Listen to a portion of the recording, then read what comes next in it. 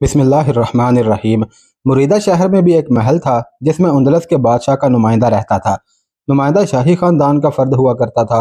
अब वहाँ जो नुमाइंदा था वो राडरक के करीबी रिश्तेदारों में से था। उसका नाम राज़िलियो था और उसकी उम्र 40 साल के करीब थी। शाही नुमाइंदा भी बादशाह ही हुआ करता था, लेकिन राडरक के मरने के बाद राज़िलियो की बादशाही बराए नाम रह गई थी। उसकी वजह यह नहीं थी कि राडरक मर गया था, बल्कि असल वजह यह थी कि राडरक की एक बेवा मुरीदा में आ गई थी। उसकी हैसियत मलका की थी। राडरक के मरने से एक से ज्यादा औरतें बेवा हो गई थी। उनमें एक ये जवान साल थी जिसका नाम एजिलोना था। उस वक़्त उसकी उम्र 27-28 साल थी। वह चूंकि शाही खानदान की फरद थी, इसलिए जो इलाके अभी मुसलमानों के कब्जे में नहीं आए थे उन इलाकों में एजिलोना का हुक्म चला करता था और शाही नुमाइंदे और जर्नैल उसके मातहत थे। यूं तो राडरक ने अपने हरम में एक से बढ़कर एक हसीन औरत रखी हुई थी, लेकिन एजिलोना के हुस्न में कोई ऐसी कशिश थी जो हसीन औरतों में कम ही देखने में आती थी।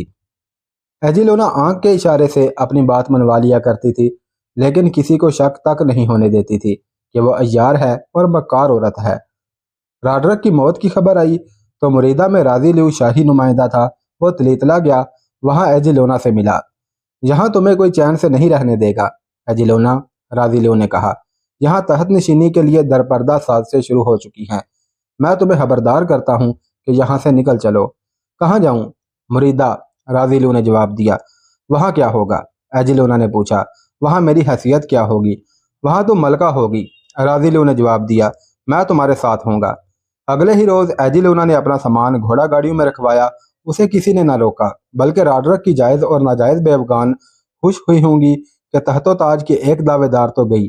इससे किसी ने ना पूछा कि वो कहाँ जा रही है, ना ये देखा कि वो अपने साथ क्या ले जा रही है। वो तो सोने और जवाहरात की सूरत में अच्छा खासा खजाना अपने साथ ले जा रही थी। अपनी जाती खादमाएं और वफादार खादम उसके साथ थे। राज़िलियो उसके साथ नहीं था। वो पहले ही मुरीदा को रवाना हो चुका था और तलीतला से कुछ कोस दूर एजिलोना के इंतजार में रुका हुआ था। उसके साथ मुहाफिज दस्ता भी था।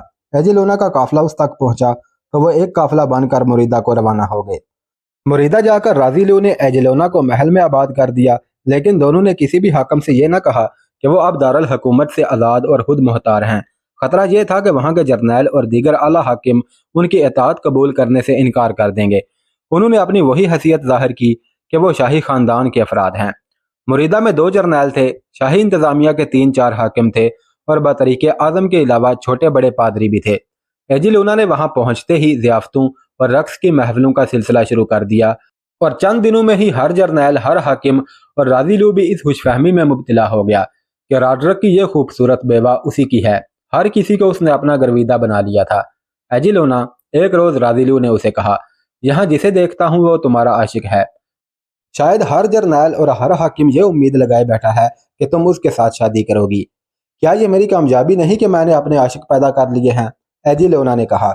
और हर एक को ये ख्वाब दिखा रही हूँ कि वही मेरा खामंद होगा। क्या मैं भी ख्वाब तो नहीं देख रहा? राज़िलियो ने पूछा। तुम क्यों ख्वाब देखोगे? एजिलोना ने अपनी बड़ी दिलकश मुस्कुराहट से कहा। क्या मैं उन बूढ़े जर्नैलों में से किसी की बीवी बनूंगी? और मेरे दूसरे चाहने वालों को देख लो, है कोई ऐसा जो मेरे काबिल हो? मैंने उन सब पर अपना नशा तारी कर दिया है और मैंने हर एक को मुरीदा को मुसलमानों से बचाने के लिए तैयार कर दिया है। तुम क्यों परेशान होते हो? मैंने तुम्हें यहाँ का बादशाह बनाना है और खुद तुम्हारी मलका बनना है। तो क्या मैं यकीन रखूं कि तुम सिर्फ मेरी हो? राज़िलियो ने जज्बाती लहजे में पूछा। तो और किसकी हूँ? एजिलोना ने कहा। हाँ, दिल की एक बात तुम्हें बता देती हूँ कि मैं मलका बनना चाहती हूँ। ये मेरी ख्वाहिश भी है और ये मेरा इरादा भी है। क्या तुम मलका बनाओगे? क्या फजूल सवाल पूछा है तुमने? राज़िलियो ने कहा। मलका तुमने ही बनना है। क्या तुमने सुना है कि गरनाता और कुतबा पर भी मुसलमानों का कब्जा हो गया है?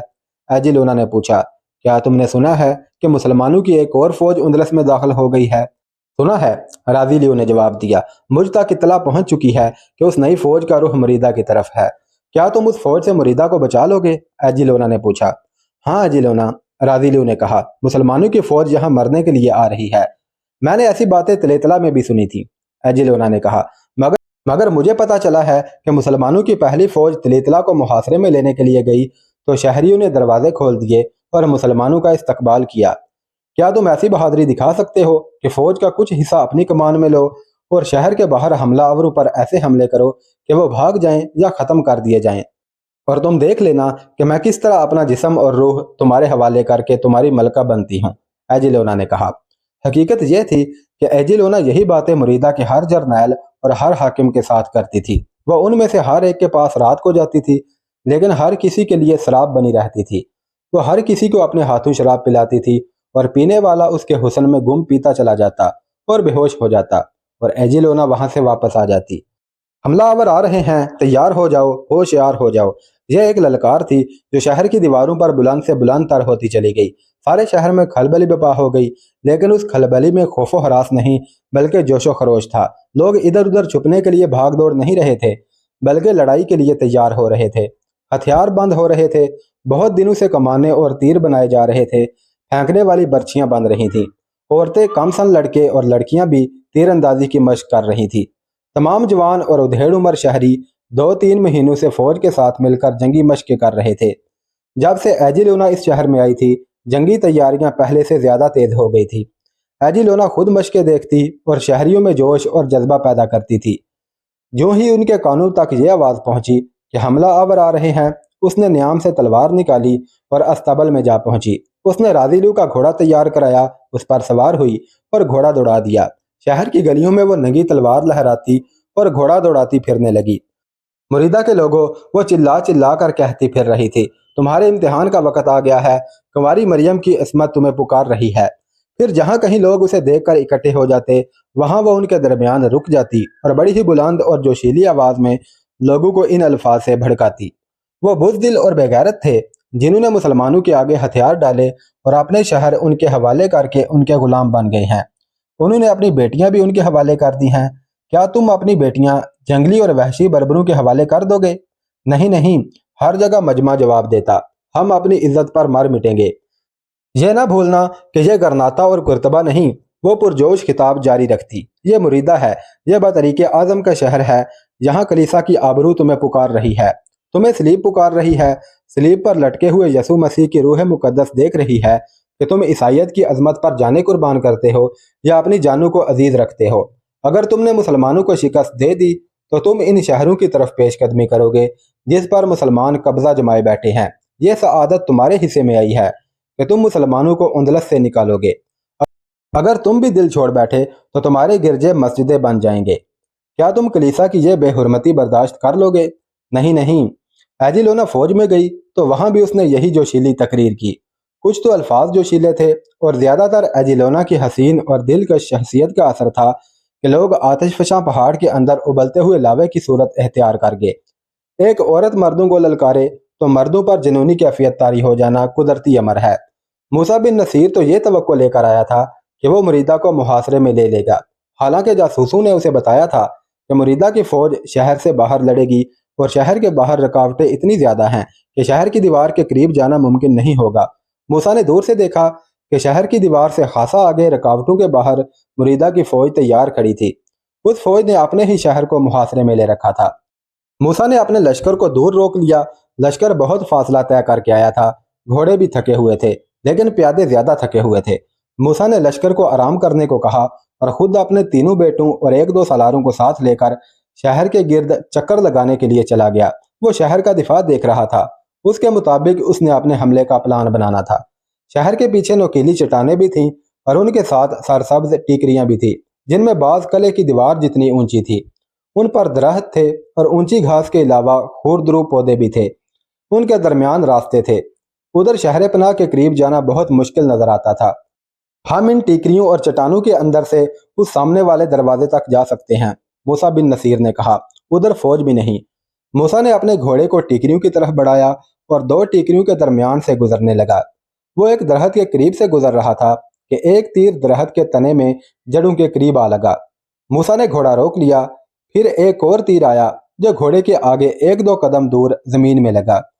موسیٰ بن نصیر نے گھوڑے کو بڑی تیزی سے پیچھے کو موڑا اور وہاں سے واپس آ گیا۔ دونوں تیر شاید دور سے آئے تھے، اس لیے موسیٰ کو یا اس کے گھوڑے کو نہ لگے اور نیچے لگے، یا تیر اندازوں نے موسیٰ کو خبردار کیا تھا کہ وہ اس سے آگے آنے کی جرات نہ کرے۔ اس پہاڑی علاقے میں فوج چھپی ہوئی تھی۔ یہ فوج اس سے زیادہ خطرناک تھی جو شہر کے دوسری طرف سامنے نظر آ رہی تھی۔ ٹیکریوں اور چٹانوں کے اس علاقے کے ساتھ زمین کٹی پھٹی تھی اور اتنی دشوار گزار کہ وہاں سے گھوڑوں کو تیز رفتاری سے گزارنا ممکن نہیں تھا۔ میرے عزیز ساتھیوں، موسیٰ بن نصیر نے کہا، بہت مشکل پیش آئے گی، پھر بھی نہیں، اللہ کی ذات سے مایوس نہیں ہونا چاہیے۔ صفحے اول کے مورخ لکھتے ہیں کہ مریدہ شہر کو قدرت نے جو دفاع مہیا کر رکھا تھا وہ تو مضبوط تھا ہی، لیکن مریدہ کی فوج اور اس کے شہری جس جذبے اور جوش و خروش سے اس شہر کے دفاع پر تیار ہو گئے تھے وہ بظاہر ناقابل تسخیر لگتا تھا۔ شہر کے اندر شہر پناہ پر اور باہر فوج میں بطریق اعظم پادریوں کے جلوس میں سلیب اٹھائے گھومتا پھرتا رہتا تھا۔ اس کے بعد ایجی لونا ہاتھ میں ننگی تلوار لیے گھوڑے پر سوار شہر میں اور باہر آ کر فوج میں گھوم جاتی اور جگہ جگہ رک کر ایسے جوشیلے الفاظ کہتی کہ سننے والے مشتعل ہو جاتے۔ موسیٰ بن نصیر اپنے بیٹوں اور 2 سالاروں کے ساتھ شہر کے پیچھے زمین کا اور شہر پناہ کا جائزہ لے رہا تھا کہ اسے دور کا شور سنائی دیا۔ موسیٰ اور اس کے ساتھی اس شور سے واقف تھے، یہ لڑائی کا شور تھا، سینکڑوں گھوڑوں کے دوڑنے کا قیامت خیز شور تھا، زمین ہل رہی تھی۔ موسیٰ نے گھوڑا موڑا اور ایڑ لگا دی، اس کے بیٹے اور سالار اس کے پیچھے گئے، وہ اپنے لشکر کی طرف جا رہے تھے۔ وہ جب شہر کے پہلو سے گھومے تو انہوں نے ایسا منظر دیکھا کہ انہیں اپنی آنکھوں پر یقین نہ آیا۔ مریدہ کی فوج نے جو شہر کے باہر تیار کھڑی تھی مسلمانوں کے لشکر پر حملہ کر دیا تھا۔ مسلمان اس حملے کے لیے تیار نہیں تھے، سوار گھوڑوں سے زینے اتار چکے تھے اور ادھر ادھر دیکھ رہے تھے کہ گھوڑوں کو پانی کہاں سے پلائیں۔ پیادے لیٹ گئے تھے اور لشکر کا کھانا تیار ہو رہا تھا۔ انہوں نے عیسائی فوج کو آتے دیکھا تو جس حالت میں تھے اسی حالت میں ہتھیار اٹھا لیے۔ سواروں کو زینے گھوڑوں پر ڈالنے کی مہلت نہ ملی، وہ برچھیاں اور تلواریں لے کر پیادوں کی طرح تیار ہو گئے۔ سب سے زیادہ ضروری گھوڑوں کو بچانا تھا جو بندھے کھڑے تھے۔ مسلمان تیر اندازوں نے یہ پھرتی دکھائی کہ کمانے اور ترکش اٹھا کر اپنے لشکر کے آگے چلے گئے۔ حملہ آور ان کی زد میں آئے تو انہوں نے بارش کی طرح تیر برسانے شروع کر دیے۔ عیسائی گھوڑ سوار آگے تھے، انہیں تیر لگتے تھے، سوار گھوڑوں پر ہی دوہرے ہو جاتے اور بعض گرتے تھے، لیکن سر پٹ دوڑتے گھوڑوں کی رفتار میں فرق نہیں آ رہا تھا۔ گھوڑے اتنے قریب آ گئے کہ تیر انداز جانے بچانے کے لیے ادھر ادھر بھاگ گئے۔ پیادوں نے مقابلہ کیا، برچھیوں اور تلواروں سے کئی سواروں کو گرایا، لیکن خود بھی گھوڑوں تلے کچلے گئے اور عیسائیوں کی برچھیوں سے زخمی بھی ہوئے۔ مسلمان لشکر اپنے سپہ سالار کے بغیر لڑ رہا تھا۔ سپہ سالار ہوتا بھی تو کیا کرتا؟ اس صورتحال میں کوئی چال آزمائی نہیں جا سکتی تھی سوائے اس کے کہ اپنی جانیں بچانی تھی یا مقابلہ کرنا تھا۔ مسلمان یہ دونوں کام کر رہے تھے۔ مریدہ کے یہ حملہ آور جم کر لڑنے کے لیے نہیں آئے تھے، وہ اتنا ہی رکے جتنا انہیں مسلمانوں نے روکا۔ وہ طوفان کی طرح آئے اور ہلہ بول کر دائیں اور بائیں کو نکل گئے اور کچھ مسلمانوں کے لشکر میں سے سیدھے پیچھے چلے گئے اور دور کا چکر کاٹ کر واپس چلے گئے۔ ان میں سے بہت سے زخمی ہو کر مسلمانوں کے لشکر میں ہی رہ گئے۔ موسیٰ بن نصیر وہاں پہنچا تو معرکہ ختم ہو چکا تھا۔ لشکر کی حالت ویسی ہی ہو گئی تھی جیسی طوفان کے بعد کسی بستی میں دیکھنے میں آتی ہے۔ عیسائی اور مسلمان زخمی تڑپ رہے تھے اور کئی مر چکے تھے۔ مریدہ کے یہ حملہ آور واپس اسی جگہ پہنچ گئے جہاں پہلے کھڑے نظر آئے تھے اور وہ طنزیہ نعرے لگا رہے تھے۔ یہ کرناتا اور قرطبہ نہیں، ایک عیسائی گھوڑ سوار نے مسلمانوں کے لشکر کے قریب آ کر کہا، یہ مریدہ ہے، یہیں سے واپس چلے جاؤ، اور وہ گھوڑا دوڑاتا واپس چلا گیا۔ شہر پناہ پر شہری جن میں عورتیں اور بچے زیادہ تھے اپنی فوج کو نعروں کی صورت میں خراج تحسین پیش کر رہے تھے۔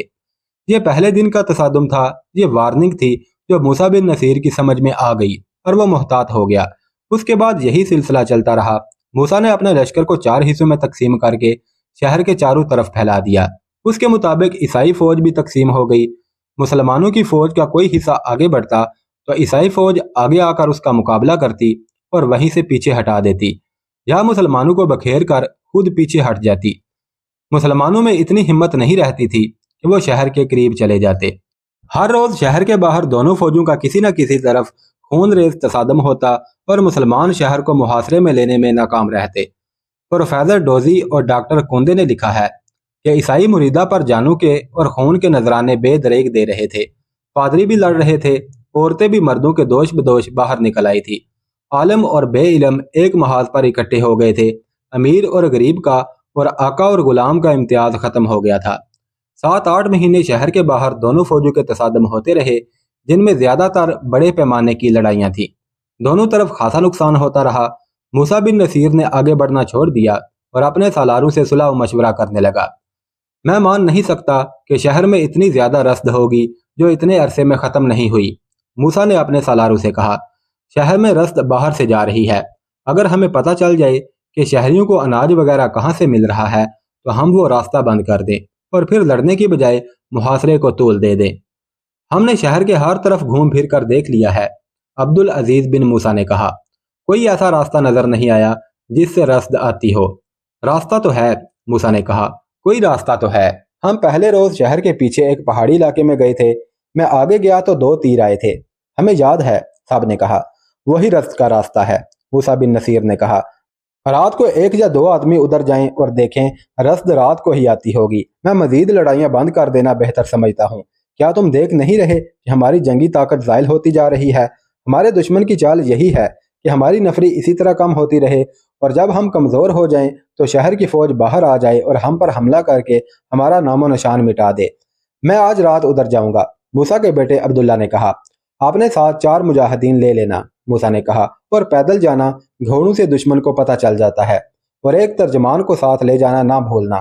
اسی رات عبداللہ بن موسیٰ بن نصیر 4 مجاہدین کے ساتھ دور کا چکر کاٹ کر شہر کے پیچھے اس طرف چلا گیا جہاں ٹیکریاں اور چٹانیں تھیں اور ارد گرد زمین بری طرح کٹی پھٹی تھی، کھڑ گھاٹیاں اور ٹیلے تھے، اور یہ علاقہ لڑائی کے لیے غیر موزوں تھا۔ اس سے ذرا پیچھے دریائے داوینہ بہتا تھا جس کے کنارے ٹیکریوں کی طرح اونچے تھے۔ عبداللہ پھونک پھونک کر قدم رکھتا دریا کے ساتھ ساتھ چلتا گیا۔ وہاں درخت بہت ہی زیادہ تھے اور کہیں کہیں دلدل بھی تھی۔ عبداللہ اور اس کے مجاہدین کئی بار اس دلدل میں جا پھنسے اور ایک دوسرے کے سہارے اس سے نکلے۔ رات خاموش تھی، چاندنی شفاف تھی۔ اگر کوئی آواز سنائی دیتی تھی تو دریا کی لہروں کی آواز تھی جو مسلسل سنائی دے رہی تھی۔ کچھ اور آگے گئے تو انسانی آوازیں سنائی دینے لگی جو قریب آ رہی تھی۔ وہاں دلدل ختم ہو گئی تھی اور دریا کے کنارے میں راستہ بنا ہوا تھا۔ عبداللہ اور اس کے ساتھی اونچی گھاس میں لیٹ گئے۔ 2-3 آدمی باتیں کرتے آ رہے تھے، ان کے قدموں کی آہٹ بھی سنائی دینے لگی۔ عبداللہ کے ساتھ ایک اندلسی بھی تھا جو عربی بول سکتا تھا۔ مسلمان اپنی فوج کے ساتھ ترجمان رکھتے تھے اور انہیں خاصی زیادہ اجرت دیتے تھے۔ یہ ترجمان اندلسیوں اور مسلمانوں کے درمیان بات چیت کا ذریعہ ہوتے تھے۔ باتیں کرتے ہوئے آدمی قریب آ کر رک گئے۔ انہوں نے آپس میں کوئی اور بات کی۔ یہ کیا کہہ رہے ہیں؟ عبداللہ نے اپنے پاس لیٹے ہوئے ترجمان کے کان کے ساتھ منہ لگا کر سرگوشی میں پوچھا۔ یہ کشتیوں کی بات کر رہے ہیں، ترجمان نے عربی زبان میں سرگوشی کی۔ یہ کہہ رہے ہیں کہ کشتیاں آج بھی نہیں آئیں۔ دوسرے نے گالی دے کر کہا ہے کہ یہ سب کو بھوکا ماریں گے۔ وہ دونوں باتیں کرتے رہے۔ ترجمان نے عبداللہ کو بتایا کہ راز مل گیا ہے، شہر کے لیے رسد کشتیوں میں آتی ہے اور شاید اس دشوار گزار علاقے سے گزار کر رات کو شہر میں پہنچائی جاتی ہے۔ تم بہت آہستہ آہستہ سرکتے ہوئے پیچھے جاؤ، عبداللہ نے کہا۔ میرے آدمی پیچھے لیٹے ہوئے ہیں، انہیں کہو کہ آہستہ آہستہ سرکتے ہوئے مجھ تک پہنچیں۔